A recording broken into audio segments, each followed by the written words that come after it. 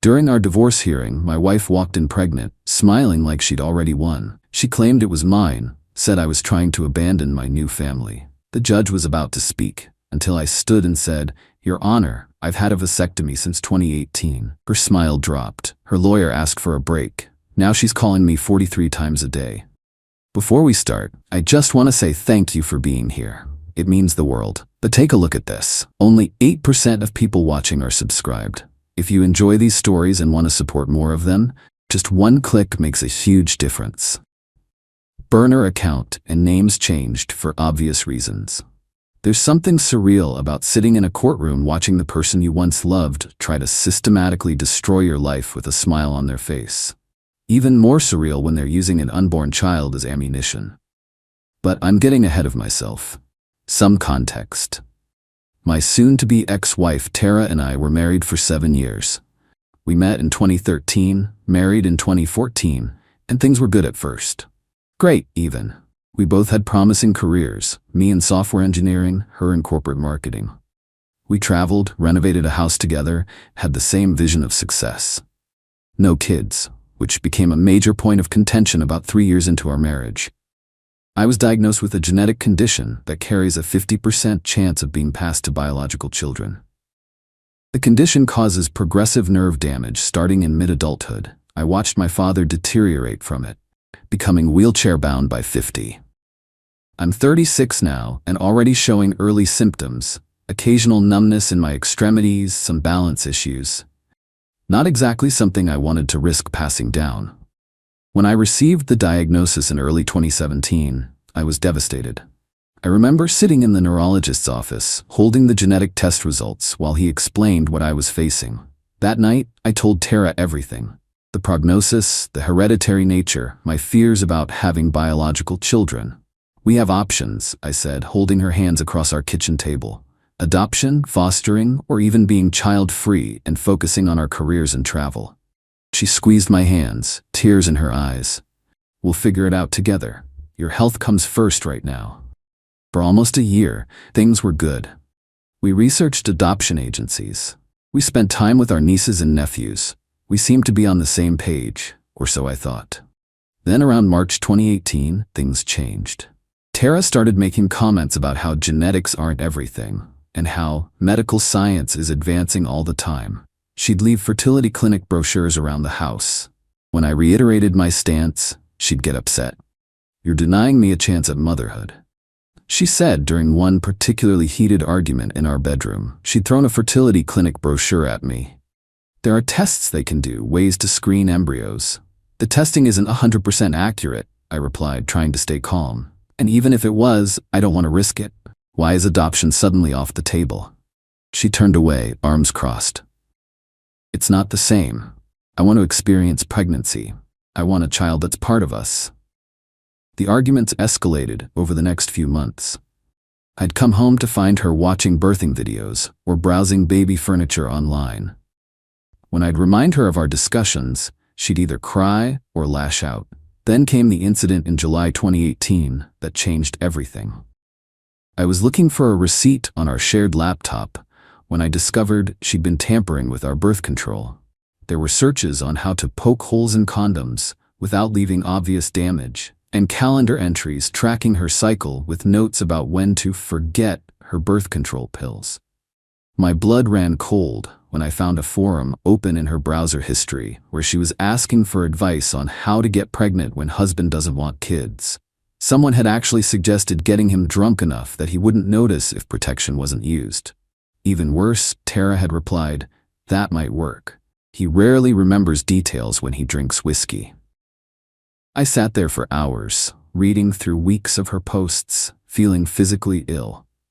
This wasn't just a disagreement anymore. This was a fundamental breach of trust and bodily autonomy. I couldn't believe the woman I married would plot something like this. When Tara got home that evening, I confronted her with what I'd found.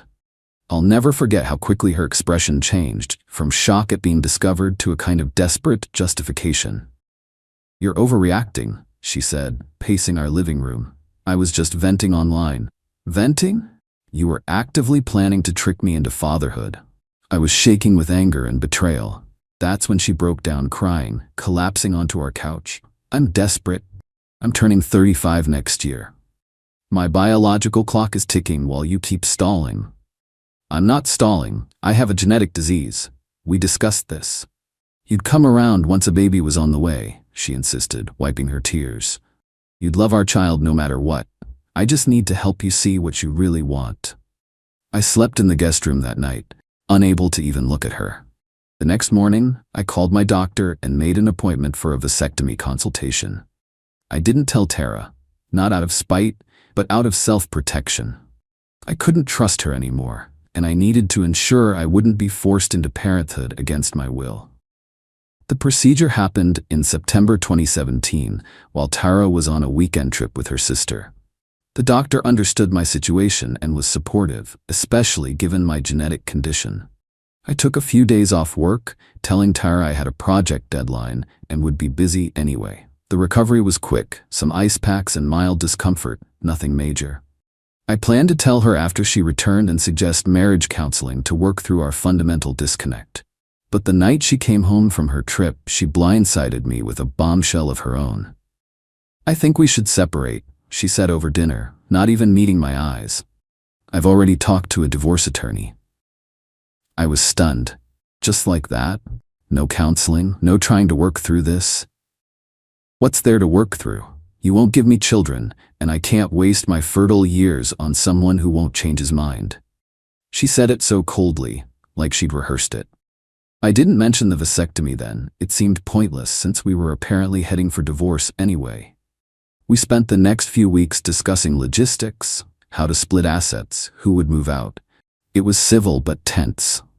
Then, inexplicably, in November 2018, about 2 months after she'd first mentioned divorce, Tara wanted to reconcile. She showed up at the apartment I'd been renting with takeout from our favorite restaurant and tears in her eyes. I've been thinking, she said as we sat awkwardly at my tiny kitchen table.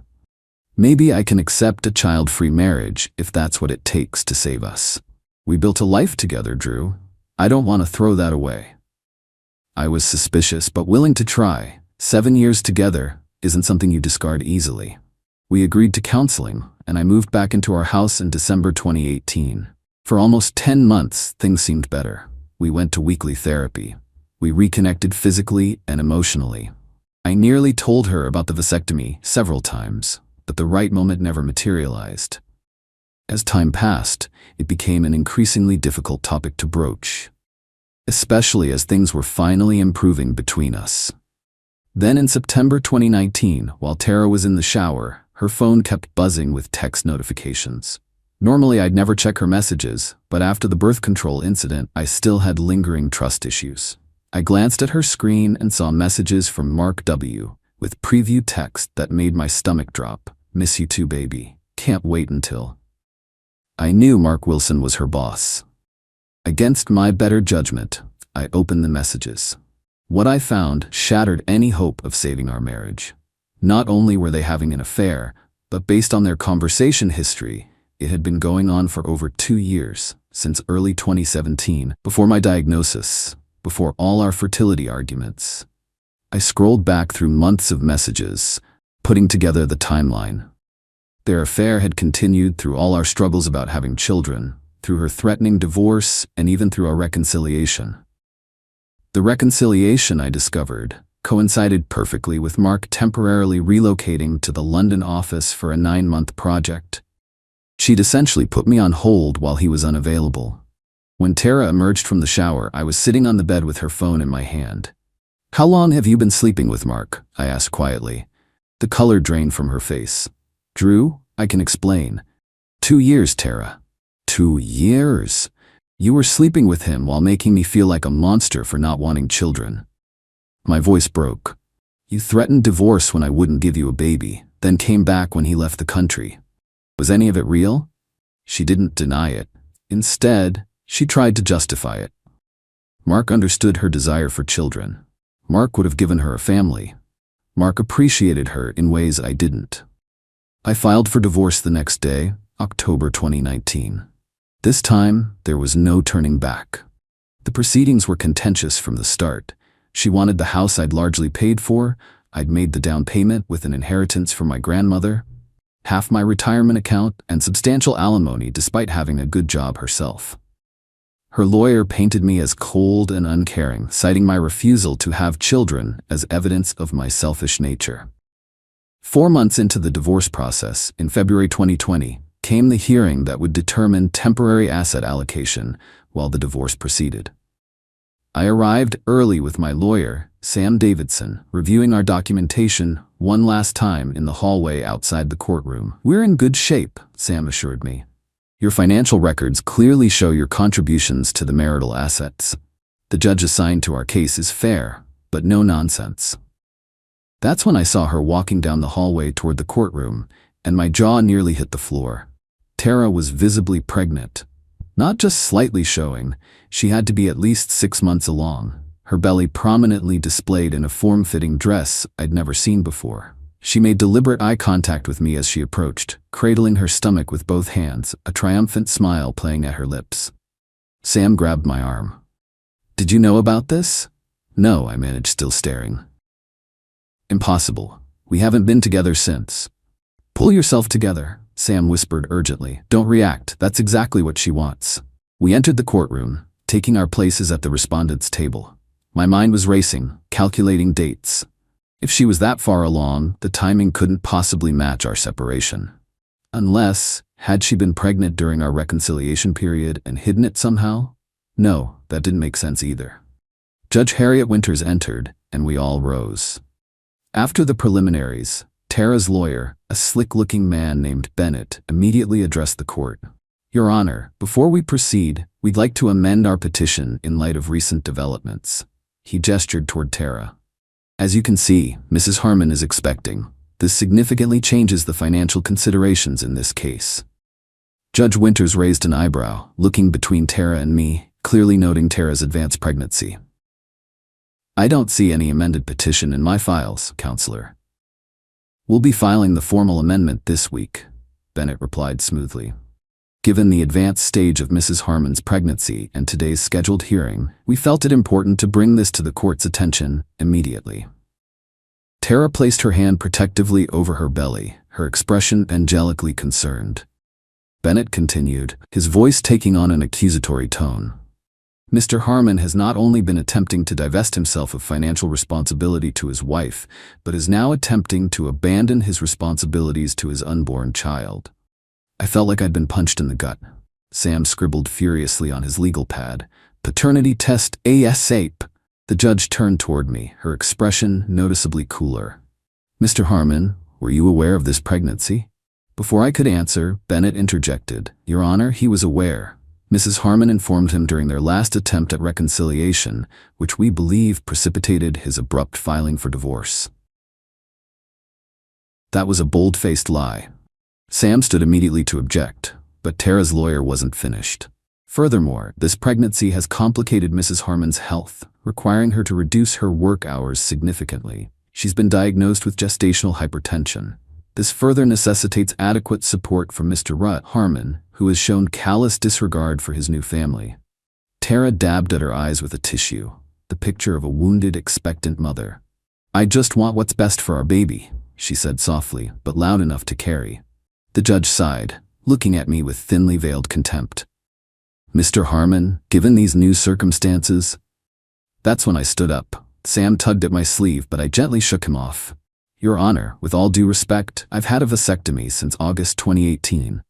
The courtroom went completely silent. Tara's triumphant smile froze, then crumbled in real time. Her lawyer looked at her sharply, confusion evident in his expression. "I have my medical records here," I continued, retrieving a folder from my briefcase. I'd started carrying the documentation after the divorce proceedings began, not because I expected this exact scenario, but because I wanted a complete record of my medical situation, including my choice not to have children, as well as 2 follow-up sperm count tests confirming the procedure's success. I am not the father of that child. Tara's lawyer stood up, clearly flustered. "Your Honor, my client was not made aware of any such procedure. This is clearly a desperate attempt by Mr. Harmon to evade responsibility." Judge Winters held up her hand. "Let me see those records, please." I handed the folder to the bailiff, who brought it to the judge. She carefully examined each document. The procedure was performed by Dr. Levinson at Mercy Medical Center on August 10, 2018, I explained. I have the records and receipts. I also have documentation of my genetic condition which prompted this decision, polycystic neuropathy, the same condition that caused my father's early death. Tara was visibly shaking now, her face ashen. Bennett leaned over to whisper something to her, but she jerked away from him. "These appear to be in order," Judge Winters said after a moment. "Mrs. Harmon, were you aware of this procedure?" Tara stood, one hand still protectively cradling her belly. He never told me. He couldn't have. We were still intimate after that date." "The procedure doesn't affect that aspect of function, Your Honor," I explained quietly. "Only fertility. And yes, we were intimate during our reconciliation period, which began in November 2018, 3 months after my vasectomy." Her lawyer quickly requested a 15-minute recess, which the judge granted. As they huddled in fierce conversation at the far side of the courtroom, Sam looked at me with a mixture of relief and exasperation. "A heads up would have been nice," he muttered. "This could have gone south quickly if your records weren't in order." "I didn't know she'd pull this," I replied, still processing the absurdity of the situation. "I never thought she'd try to pass off another man's child as mine in court." "Who do you think?" Sam left the question hanging. "Her boss, Mark. They've been having an affair for years." When the session resumed, Tara and her lawyer had clearly recalibrated their approach. Bennett adopted a completely different tone, claiming emotional distress due to my secretive medical procedure and arguing it constituted its own form of marital misconduct. "Your Honor, while my client may have been mistaken about the paternity of her child, the underlying issue remains Mr. Harmon's deception. He underwent a major medical procedure affecting their marital relationship without informing his wife. Judge Winters was having none of it. Counselor, attempting to attribute paternity of another man's child to Mr. Harmon is a serious matter. Your client just testified under oath that this child is her husband's, which we've now established is biologically impossible. I suggest you confer with your client about the implications of perjury before proceeding further." She turned to address both parties. "Given these developments, we will postpone today's hearing on temporary asset allocation. Mr. Bennett, you have 48 hours to submit a revised petition that accurately reflects your client's circumstances. Mr. Davidson, you may file a response within 72 hours thereafter." As she stood to leave, she added, "And Mrs. Harmon, I strongly advise you to be forthright in all future filings with this court. Attempting to mislead the court about paternity is grounds for sanctions." As I gathered my things, I caught Tara glaring at me with naked hatred. Her lawyer was still whispering urgently to her, but her eyes never left mine. The mask of wounded expectant mother had completely fallen away, replaced by the look of someone whose carefully constructed plan had just spectacularly backfired. In the hallway outside, she tried to approach me, mascara streaking down her face. "Drew, please let me explain." Her lawyer intercepted her, physically steering her toward the exit while whispering something that made her stop struggling. That was 3 days ago. Since then, my phone has been blowing up. 43 calls from Tara, countless texts ranging from tearful apologies to vicious accusations. She's claimed alternately that I tricked her by getting the vasectomy, that the baby might miraculously be mine despite the procedure, and finally, in her most recent messages, that she made a horrible mistake, but we could still work things out and be a family if I would just talk to her. Her boss, Mark, the affair partner and likely father, has apparently gone completely silent since she told him about the courtroom revelation. According to a mutual friend who works at their company, he's suddenly taken a personal leave from the firm and cleared his schedule for the next month. The following week brought more developments. Tara's lawyer formally withdrew from representing her. Apparently, he hadn't been informed about the pregnancy deception beforehand and wanted no part in continuing as her counsel after being blindsided in court. She quickly hired new representation, a lawyer with a reputation for aggressive tactics, but significantly less respected in legal circles. My lawyer filed for an expedited divorce process based on the attempted fraud, which the judge granted. Instead of the year-long process we were expecting, we received a final hearing date just 6 weeks out. 2 days before that final hearing, I received an unexpected visitor at my apartment, Tara's sister Claire. We'd always gotten along well, and she'd stayed neutral during the initial separation. "I owe you an apology," she said as she sat stiffly on my couch. "Tara told me you knew about the baby and were abandoning her." I believed her. "What changed?" I asked, offering her coffee, which she declined. "She finally admitted everything to me yesterday. The affair with Mark, trying to trick you into having children during your marriage, deliberately getting pregnant by Mark while planning to pass the child off as yours for the divorce settlement." Claire shook her head, disgusted. She calculated that if the court thought the baby was yours, she'd secure much more favorable terms and ongoing support. "And Mark?"